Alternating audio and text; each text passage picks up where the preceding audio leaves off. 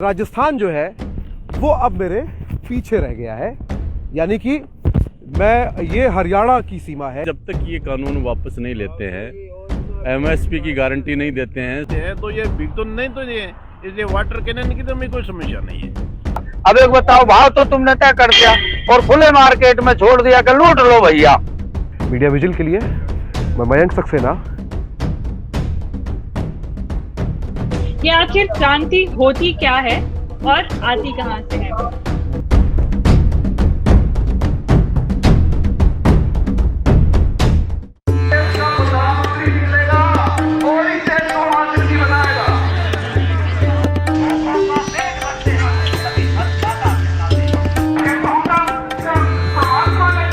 आप कहाँ से आए हैं? फतेहगढ़ साहब जिले से आए, फतेहगढ़ साहब जिले में। तो आप यहाँ कितने दिन से डटे हुए हैं? 4 दिन हो गए हमको आए।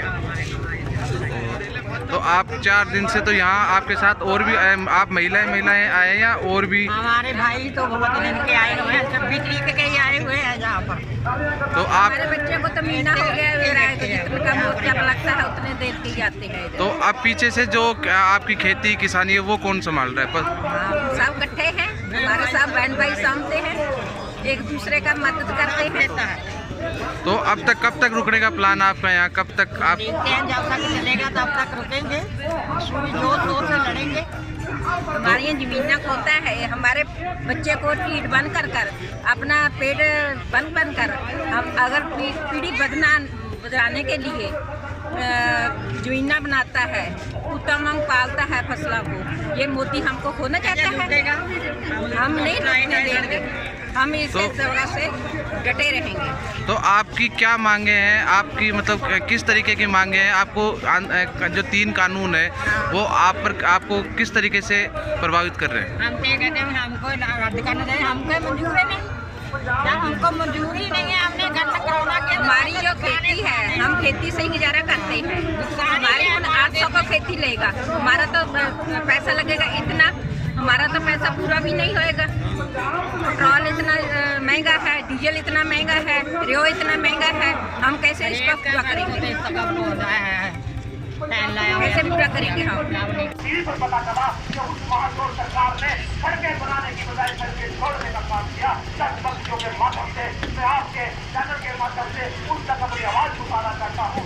आंदोलन बढ़ता ही जा रहा है जी, कोई सिमटने का कोई काम नहीं है, बढ़ता ही जा रहा है।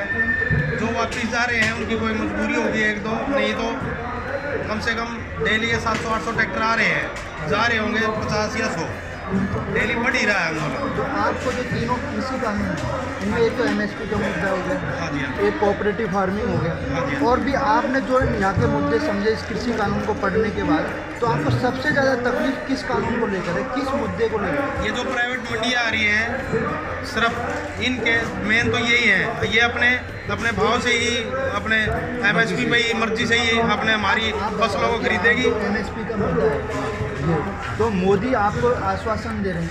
नहीं, आश्वासन नहीं है ना। अपना जो 100-200 किलो लेके बड़े बड़े अमीर घरानों ने अपना वेयर हाउस बना दिए हैं, उसमें स्टॉक करेंगे ये और फिर अपनी मनमर्जी से बेचेंगे, मंडियाँ ख़त्म हो जाएंगी। अब हमारा पैसा है जो, वो हमारा मिलों में 4-4 साल से पड़ा है, वो हमारा मिलों का गंडे का पैसा नहीं आ रहा है, तो सरकार कहाँ से दे देगी? प्राइवेट आदमी कहाँ से दे देगा? सरकार नहीं दे पा रही है। आंदोलन पे एक आरोप लग रहा है, जो मेन स्ट्रीम मीडिया है या जन सामान्य पढ़ा लिखा वर्ग है, बुद्धिजीवी है, वो ये कह रहा है कि ये जो आंदोलन है टोटली पूर्ण रूप से मजबूत और बड़े किसानों द्वारा स्पॉन्सर्ड है। नहीं, इसमें छोटे किसान, बड़े किसान सभी हैं। इसमें विदेशी बनी मैं छोटा किसान, क्या होता है बड़ा छोटा किसान होता है? क्या है किसान? होता है किसान। किसी का तो आवाज़ उठानी पड़ेगी ना। नहीं, किसी को हाँ के जाना पड़ेगा। आपके पास पैसे 10 रुपये हैं, मेरे पास 1 लाख रुपए, तो मैं चलूँगा आगे, आप मेरे पीछे चलोगे, चलो भाई, हमारे को भी नुकसान हो, कल आपको होगा, कल परसों को आपको होगा, एक दूसरे के धीरे जुड़ी हुई चाय नहीं है। नहीं, बड़ा छोटा किसान नहीं होता। एक महत्वपूर्ण सवाल है जो ये हो रहा है कि आज़ादी के बाद महिलाओं का भी खेती में बहुत योगदान रहा है, लेकिन यहाँ पर महिला किसानों की संख्या अपेक्षाकृत कम है। तो आप इस चीज़ को कैसे देखते हो कि सिर्फ किसान, यहाँ पर जितना भी आंदोलन वर्ग में जितने भी लोग शामिल हुए हैं वो अधिकतर पुरुष हैं, महिला किसानों की संख्या 10 दिन से लंबा चल रहा है। और घर पे जो यहाँ आदमी आ चुके हैं, जो जेंट्स हैं वो यहाँ आ चुके हैं, लेडीज़ तो घर संभालेंगी, बच्चे संभालेंगी, पशु भी हैं घर पे, घर परिवार भी संभालना है, बूढ़े बच्चे भी हैं। ऐसी बात नहीं है, लेडीज नहीं है, लेडीज भी बहुत संख्या में है, बहुत संख्या में आई है, ऐसी कोई बात नहीं है। आपका 10 दिन का अनुभव है यहाँ पर, तो एक और आरोप लग रहा है इस आंदोलन पर सबसे महत्वपूर्ण कि कई बड़े राजनीतिक दलों का क्या बोलते हैं, किसी का कोई साथ नहीं है, सब अफवाहें हैं। यहाँ कोई जो आता है राजनीतिक किसान के हिसाब से आता है, यहाँ किसी पार्टी हमने किसी राजनीति को, किसी नेता को हमने यहाँ पे नहीं बढ़ने दिया है। अब ये किसी पार्टी से, मैं किसी पार्टी से ये वोट दिए, वो कोई बात नहीं है। सब किसान, लेकिन यहाँ सब किसान हैं, किसान ही बात यहाँ कर रहे किसान हैं। ही आते हैं। जैसे अभी आज 20 दिन से ज़्यादा हो गए इस आंदोलन को। हाँ, 24। तो आपकी जितना अनुभव है उससे आपको लग रहा है कि सरकार कुछ स्टेप पीछे, कदम पीछे हटाएगी? हटाना हटाना पड़ेगा सरकार का, मजबूर है। और सुप्रीम कोर्ट भी इसका आदेश ऐसा है, किसान के बगैर ये देश नहीं चल सकता। 90% यहाँ किसान ही है। और हरियाणा पंजाब ही किसान है जो पूरे भारत को। नहीं, बिल्कुल आप जो कह रहे हो कि सुप्रीम कोर्ट भी आपके समर्थन में आया है। अभी सुप्रीम कोर्ट ने कहा है कि आंदोलन करना किसानों का मूल अधिकार है और इससे आपको नो डाउट ताकत मिली होगी। लेकिन सरकार का जो रवैया है उसको लेकर आप बिल्कुल चिंतित होंगे कि वो न तो कदम पीछे हटा रहे, न कानूनों को वापस ले रहे। तो आपकी आगे की रणनीति क्या होगी ऐसी दुविधा की स्थिति में? आगे की रणनीति हम आंदोलन को और तेज करेंगे और हमारे जो कृषि प्रधान के वो हैं, अध्यक्ष हैं, वो सभी जो हैं बड़े बड़े आदमी हैं, उनके साथ उनकी अपनी जो मीटिंग होती है, उनका सब सिस्टम होता है, वो बैठेंगे, बातचीत करेंगे। अगर सरकार तो सारा बातचीत फैसला करने के वही तैयार होगी करेंगे। तो हम करेंगे, कोई दिक्कत। धन्यवाद। और सुप्रीम कोर्ट में और भी हमें कुछ अपील करनी है वो भी करेंगे हम। बाकी हमें विश्वास है सर्वोच्च न्यायालय से, हमें हाँ, विश्वास, हमें सरकार भी ये कानून जल्द ही वापस ले लेगी। हाँ।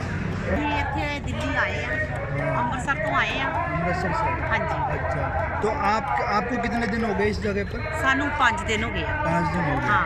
तो आप जो तीनों कानून है उनके विरोध में ही आए ਉਹਦੇ ਵਿਰੋਧ में आए और आप कब तक रहोगे यहाँ पर? ਹੋਰ 10-12 ਦਿਨ ਰਵਾਂਗੇ, ਫੇਰ ਆ ਜਾਾਂਗੇ ਘਰੋਂ, ਪਤਾ ਲੈ ਕੇ ਬੱਚਿਆਂ ਦਾ ਫੇਰ ਆ ਜਾਣਾ। ਪਰ ਅਸੀਂ ਉਨਾ ਚਿਰ ਨਹੀਂ ਜਾਵਾਂਗੇ ਜਿੰਨਾ ਚਿਰ ਸਾਡਾ ਹੱਕ ਨਾ ਮਿਲਿਆ। ਇਹ ਕਾਲੇ ਕਾਨੂੰਨਾਂ ਦੇ ਉੱਤੇ ਪਾਣੀ ਨਾ ਫਿਰਿਆ।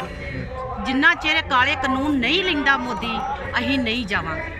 तो आंटी जब अब आप यहाँ पर आ गए तो फिर आपको 5 दिन बाद, जैसे हम बता रहे हो 5 दिन हो गए, फिर घर पे जाके परिवार को कौन संभाल रहा है? ਸੰਭਾਲਣ ਤੇ ਫਿਰ ਮੁਸ਼ਕਲ ਤੇ ਹੈ ਹੀ ਆ। ਘਰ ਬੱਚੇ ਆ, ਉਹ ਸੰਭਾਲਦੇ ਆ। ਕੁਛ ਕਦੀ ਉਹ ਆ ਜਾਂਦੇ ਆ, ਕਦੀ ਅਸੀਂ ਆ ਜਾਂਦੇ ਆ, ਤੇ ਦਿੱਕਤ ਤੇ तो ਹੈ। आप किस तरह की तकलीफों का सामना कर रहे हो घर परिवार और ਇਸ यहाँ ਤਰ੍ਹਾਂ पर? ਵਾ ਵੀ ਪ੍ਰਾਈਵੇਟ ਬੰਦੇ ਆ, ਹਨਾ, ਕੋਈ ਖੇਤੀ ਨਹੀਂ ਹੈ, ਪਰ ਖੇਤੀ ਬਦਲੇ ਲੜਾਈ ਕਰ ਰਹੇ ਆ। ਉਹ ਵੀ ਤਾਂ ਸਾਡੇ ਹੀ ਭਰਾ ਵਾ। ਉਹਨਾਂ ਖੇਤਾਂ ਦੇ ਵਿੱਚੋਂ ਹੀ ਖਾਂਦੇ ਆ, ਮਿਹਨਤ ਕਰਦੇ ਆ। ਜੇ ਉਹ ਖੇਤ ਹੀ ਸਾਰੇ ਉਹਨਾਂ ਨੇ ਫੈਕਟਰੀਆਂ ਲੈ ਲਈਆਂ, ਸਾਰਾ ਕੁਝ ਉਹਨਾਂ ਨੇ ਜੋ ਵੀ ਕੁਛ ਆ, ਰੇਲਵੇ ਵਾ, ਹੋਰ ਸਕੂਲ ਵਾ, ਕੋਈ ਵੀ ਕੁਛ ਆ ਉਹਨਾਂ ਨੇ ਠੇਕੇ ਤੇ ਚੜਾ ਦਿੱਤਾ। ਤੇ ਜਿਹੜੇ ਗਰੀਬ ਮਿਹਨਤ ਕਰਦੇ ਆ ਉਹ ਕੀ ਖਾਣਗੇ?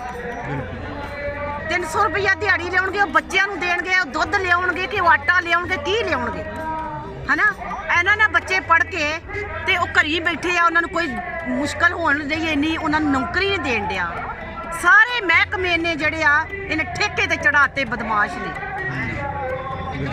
ਇੰਨਾ ਇੱਕ ਮਹੀਨਾ ਬੰਦਾ ਨਿਕਲਿਆ ਆ।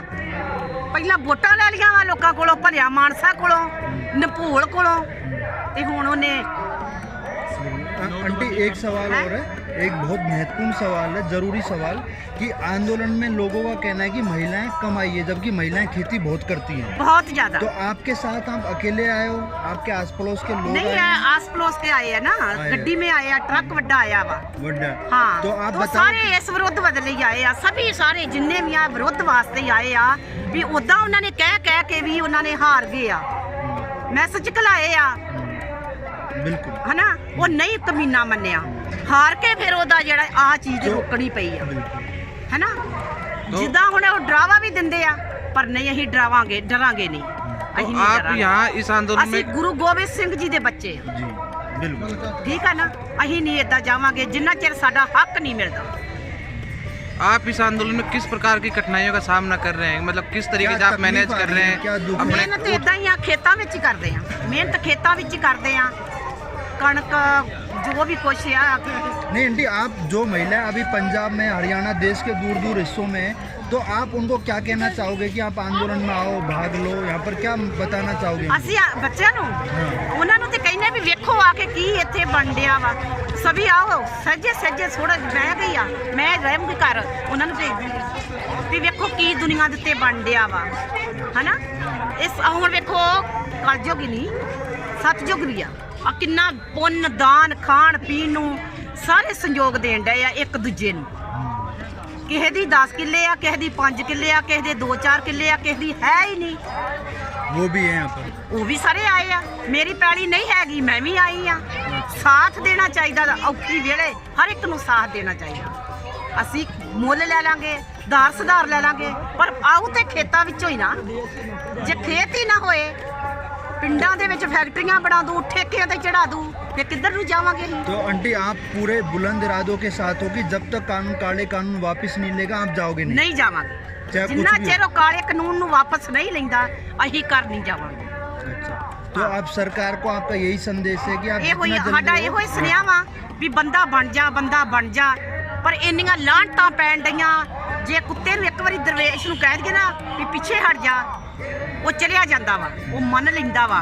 ਇਹ ਤੇ ਕੁੱਤਿਆਂ ਨੂੰ ਵੀ ਭੈੜਾ, ਪਤਾ ਨਹੀਂ ਕੀ ਇਹ ਕਿਹੜੀ ਜਿਨਸ ਦਾ ਬਣਿਆ ਆ, ਐਡਾ ਮਾੜਾ ਬੰਦਾ ਆ। ਕਿੰਨੀ ਦੁਨੀਆ ਨੂੰ ਇਹਨੇ ਤੰਗ ਕੀਤਾ, ਹੈ ਕਿ ਨਾ। ਇੰਨੀਆਂ ਗੱਲਾਂ ਮੈਂ ਕਹਿੰਦੀ ਹਾਂ।